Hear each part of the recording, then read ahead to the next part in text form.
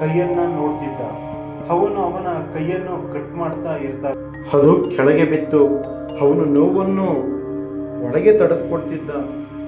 ಶಬಾಷ್, ಈಗ ನಿನ್ನ ಕಟ್ ಆಗಿರೋ ಕೈಯನ್ನು ನಿನ್ನ ಕೈ ಮೇಲೆ ಇಟ್ಕೊಂಡು ಇದನ್ನು ಹೇಳು, ನಾನು ನನ್ನ ಕೈಯನ್ನು ಬೆಳಕಿಗೆ ಸಮರ್ಪಿಸುತ್ತಿದ್ದೇನೆ ಅಂತ ಹೇಳಿ ನೆಲದ ಮೇಲೆ ಬೀಳಿಸು ಅಂತಾಳೆ.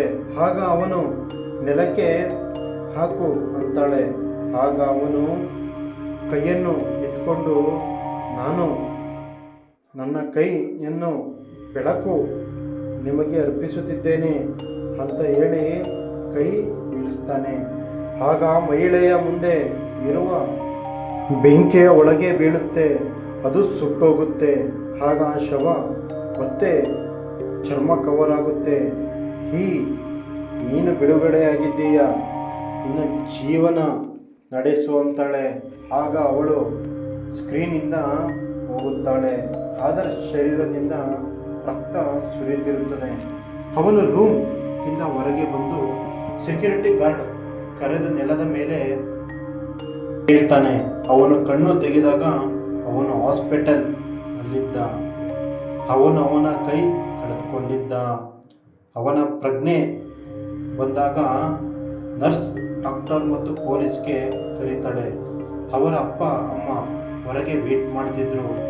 ಅವನಲ್ಲಿ ಏನಾಗಿತ್ತು ಅಂತ ತಿಳ್ಕೋಬೇಕಿತ್ತು ಅಂತ ಕಾಯ್ತಿದ್ರು. ಯಾಕಂದರೆ ರೂಮ್ನಲ್ಲಿ 3 ಜನ ಡೆಡ್ ಬಾಡಿ ಇತ್ತು. ಅದಕ್ಕೆ ಏನಾಯಿತು ಅಂತ ತಿಳ್ಕೊಳ್ಳೋಕ್ಕೆ ಏನಾಯಿತು, CCTVನಲ್ಲಿ ಒಳಗೆ ಯಾರು ಒಳಗೆ ಹೋಗಿರಲಿಲ್ಲ. ಆದರ್ಶ್ ಇವತ್ತಿಗೂ ತಾನು ಮಾಡಿದ ತಪ್ಪಿಗೆ ಇನ್ನೂ ಅನುಭವಿಸುತ್ತಿದ್ದಾನೆ.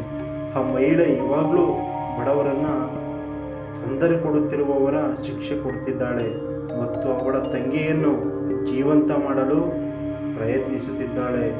ಬಹುಶಃ ಅವಳು ತುಂಬ ಜನರಿಗೆ ಶಿಕ್ಷೆ ಕೊಟ್ಟಿದ್ಲು. ತನ್ನ ತಂಗಿಯನ್ನು ಜೀವಂತ ಮಾಡಿರ್ಬೋದು. ಯಾರಿಗೆ ಮೋಸ ಮಾಡಬೇಡಿ, ಬಡವರನ್ನು ಹೀಯಾಳಿಸಬೇಡಿ ಅಂತ ಹೇಳ್ತಾ ಈ ವಿಡಿಯೋನ ಇಲ್ಲೇ ಏನು ಮಾಡ್ತಿದ್ದೀನಿ. ವಿಡಿಯೋ ಇಷ್ಟ ಆದಲ್ಲಿ ಲೈಕ್ ಮಾಡಿ, ಶೇರ್ ಮಾಡಿ, ಸಬ್ಸ್ಕ್ರೈಬ್ ಮಾಡ್ಕೊಳ್ಳಿ ಅಂತ ಕೇಳ್ಕೊತಾ ನಾನು ನಿಮಗೆ ಮುಂದಿನ ವಿಡಿಯೋದಲ್ಲಿ ಸಿಗ್ತೀನಿ. ವಿಡಿಯೋ ನೋಡಿದ್ದಕ್ಕೆ ಧನ್ಯವಾದಗಳು.